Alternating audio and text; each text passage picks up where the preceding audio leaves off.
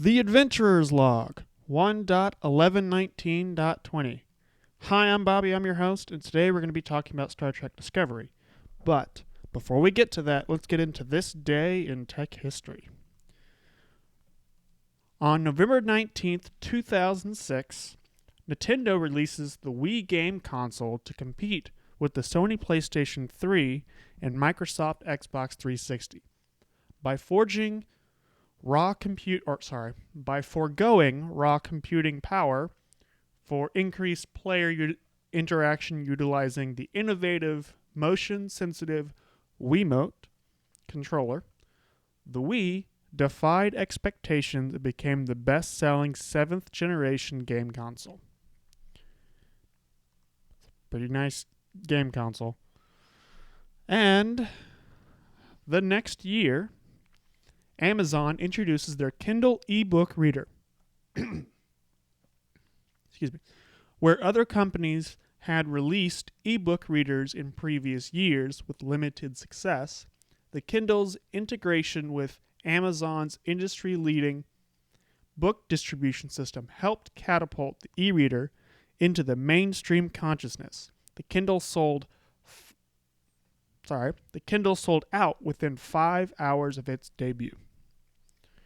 All right, let's get into today's topic.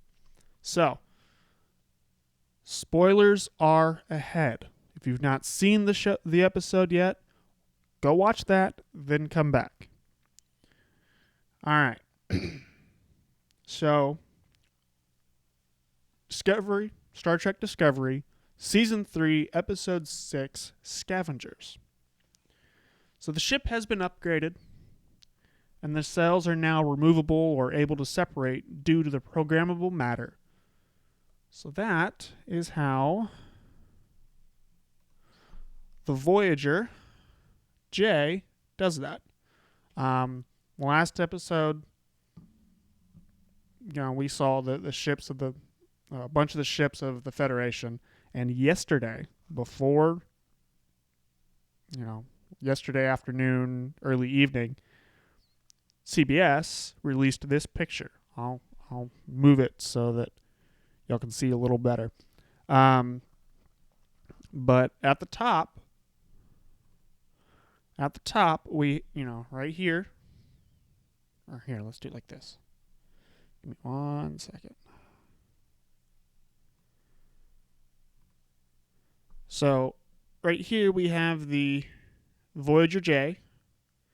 Then we have the USS Nog, one that was named for the actor who played Nog in DS9 who passed away last year. Then you have the Discovery, and then we have this other ship. We're not exactly sure what this ship is. Is that the headquarters, or is the headquarters this giant glowy thing? Hold on. Or is the headquarters this giant glowy thing? So we're not 100% sure. They've not pointed it out, but nice little information or image they passed over to us.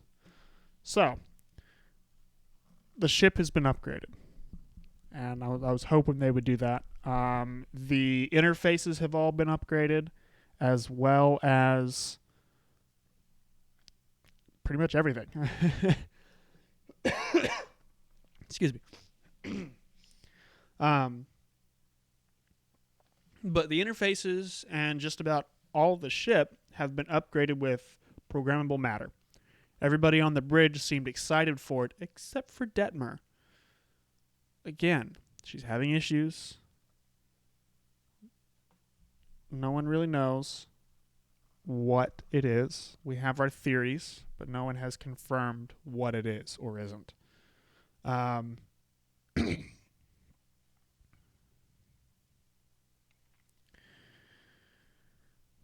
Everybody got new comm badges. I like how these look. Let's see. No, I don't have a picture of that. I'll have one for next time. But yeah, everybody likes how they look. And they're not only the comm badges. Sorry, excuse me. Which is different for the crew because they're used to having communicators and, the. So, again, this goes back to re-innovating and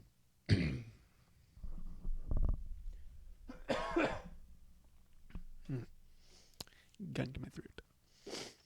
But this goes back to re-innovating and upgrading technology. So their comm badges are not just for show now. They are the comm badges. They are the hollow pads, little pads that everybody had. They are also tricorders and personal transporters. So that is pretty cool. We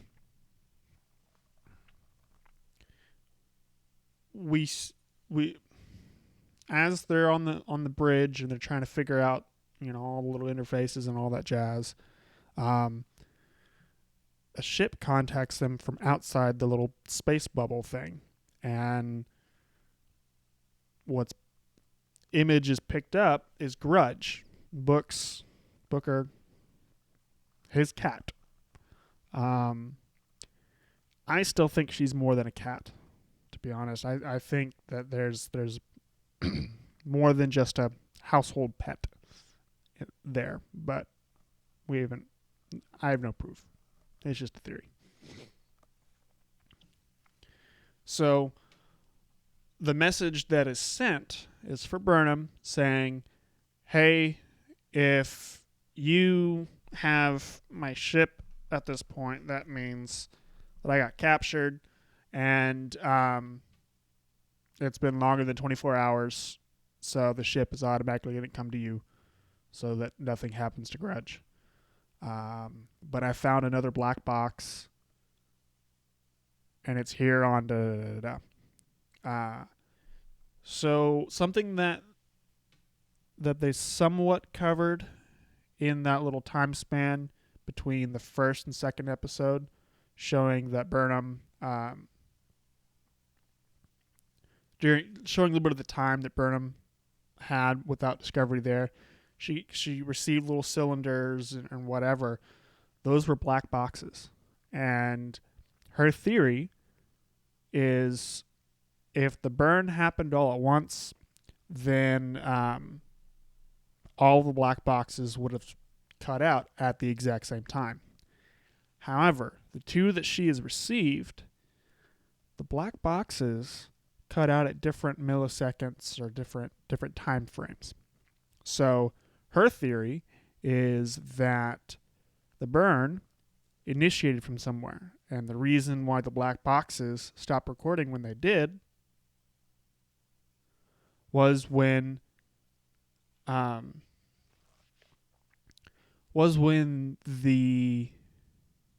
or whatever caused the burn. Oh man, I can't think. I'm sorry.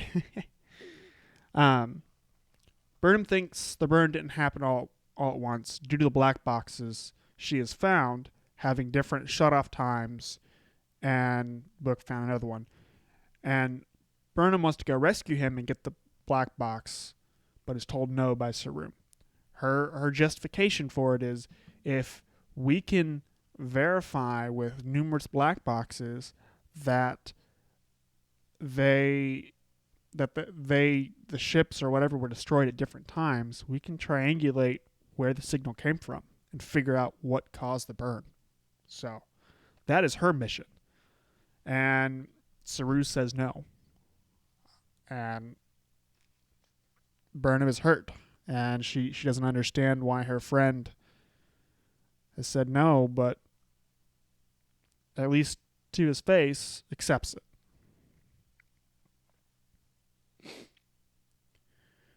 But Burnham, dealing with this time period for a year longer than Saru and them, she goes ahead and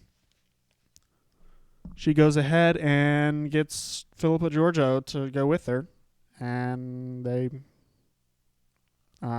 take off.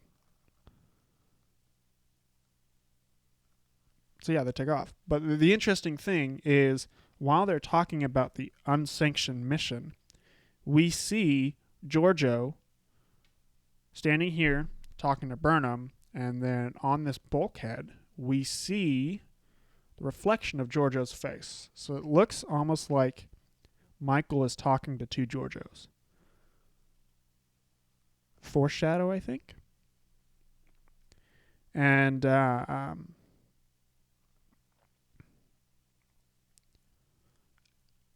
to me, I feel like she's being controlled or something is happening to her, because all through the episode, she kept having flashbacks. Or at least someone's memories come to the surface. Whether they're hers or a different version of Giorgio or just repressed memories, we don't know. But it's very violent memories that she keeps seeing. And they're affecting her. And, we find out later in the episode that she's been having them for a few weeks now. And they just keep getting worse and worse. And she's like, I don't want to deal with it. I don't want to talk to anybody about it. Because in the Terran universe, any weakness, any issues can be seen as a weakness, and they get killed for it. So I understand why she's keeping it to herself, but she needs to talk to somebody. So again, I think she's either being controlled or manipulated by someone, or just the stress from the jump from the past to the future kicked loose some memories, and that's possibly the same thing that's happening to Detmer. And Detmer is dealing with it in her own way. So that's, I don't know. So they go to the planet where Booker is, and Booker usually puts a tracer on Grudge so he can always keep track of her. While Burnham went ahead, took the tech and reverse engineered it so she has a tracker for Booker. So they get to the planet and they're searching after him, and they lie to the Orion, Andorian, I don't know, whatever this group is, and they say, "Oh, we're just here to trade," and da da da. So they're going about the factory looking for scrap and stuff, and they run across Booker, and the Michael and Booker book, whatever. They lock eyes across the room, and so they sneak their way around, and we find out that everybody on the planet is a slave of some sort who owes the big boss some sort of debt. Whether that is certain money or that person tried to cross said boss, they're all slaves. So all of them have little trackers in the back of their necks that if they cross this certain boundary with that boundary still powered, it decapitates them. And so we do see an Andorian that is there who has his antennae cut off because he tried standing up to the big boss and failed. And so he was then forced to put the trackers in the back of everybody's necks. So he is seen as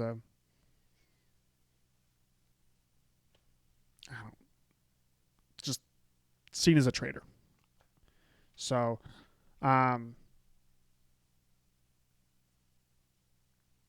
also, so while they're on the planet, a lot of things happen. But what ultimately happens is Booker gets away with the Andorian because he got shot in the process of the escape, and they get back to Discovery. Well, while that is happening on the ship, we see Adira Tall in the engine room working and still talking to her boyfriend, deceased, whatever, Gray. And she's sitting in the engine room working, and Stamets comes in and is like, "Why is this place a mess?" And she's like, "Oh, I'm just working." She's like, "Hey, I did something for you." And what she did is she changed the interface for the spore drive jumps. So instead of Stamets having to put his arm into a thing and it, ejecting him and all that, there's 2 vats of goo. He puts his hands in and he can control it that way.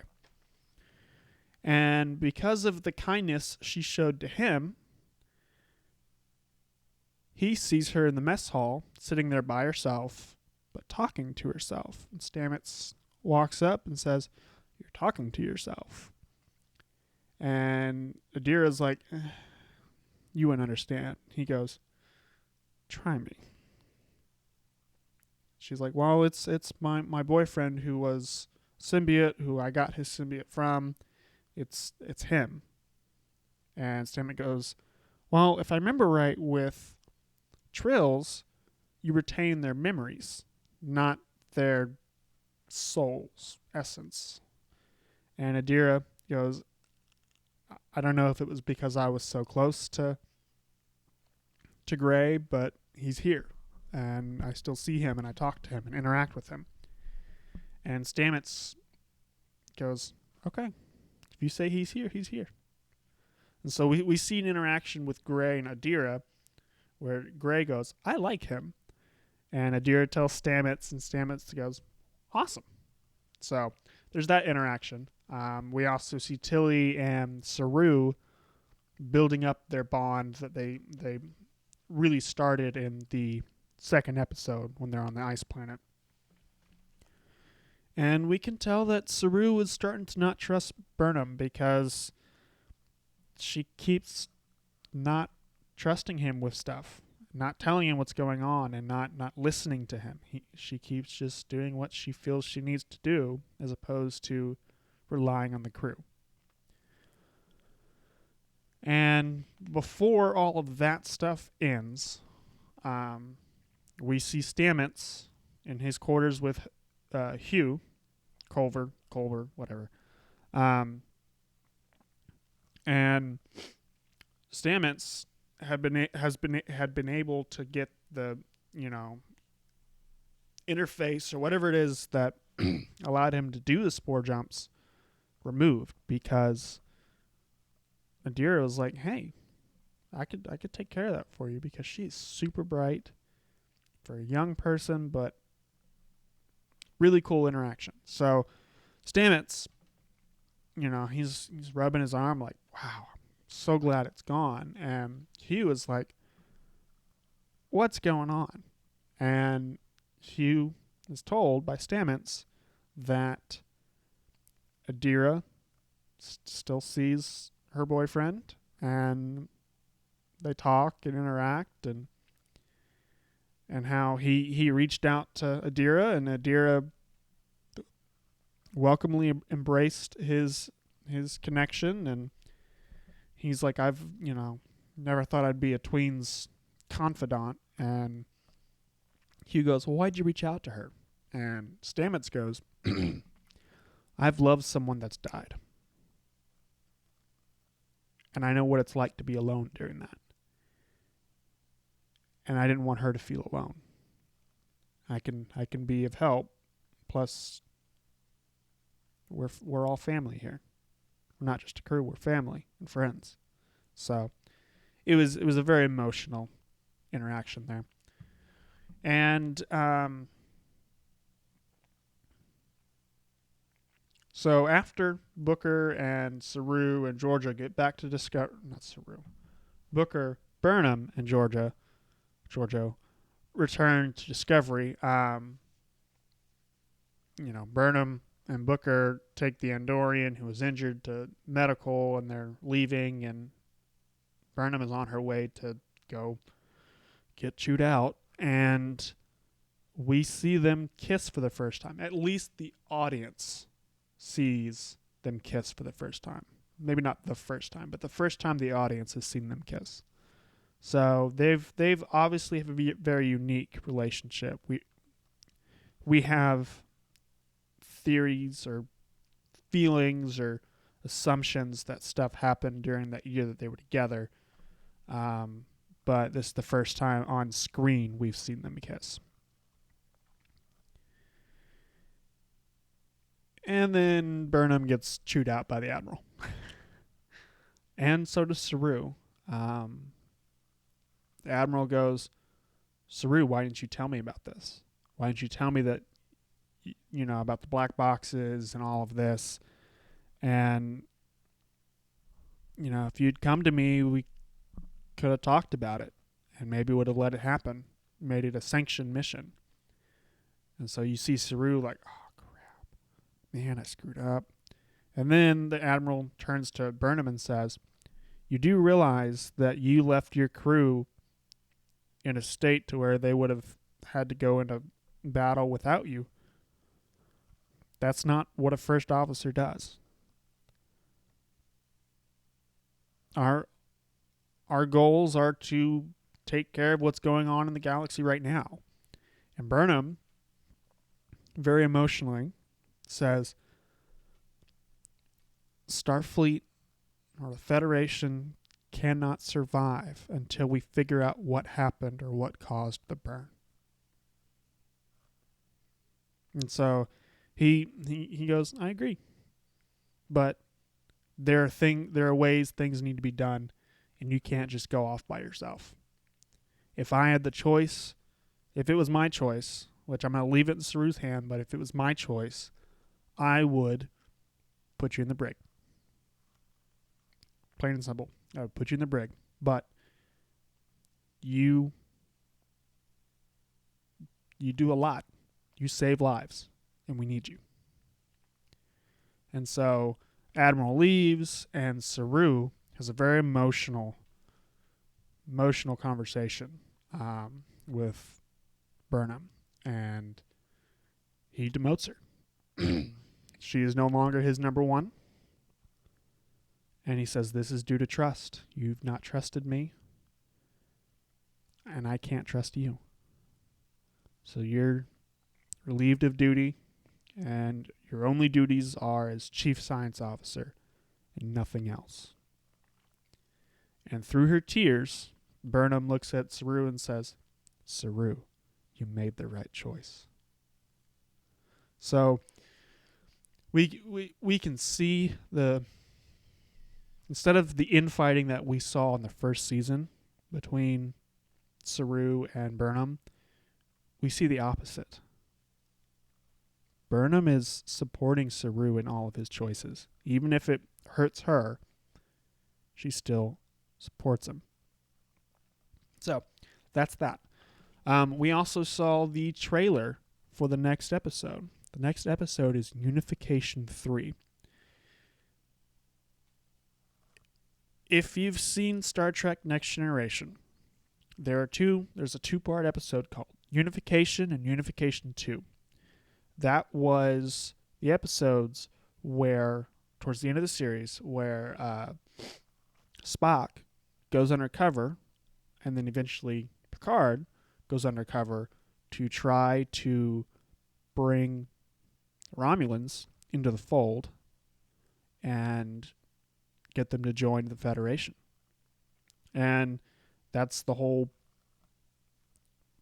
part or point of Nemesis, Star Trek Nemesis, the poorly received movie.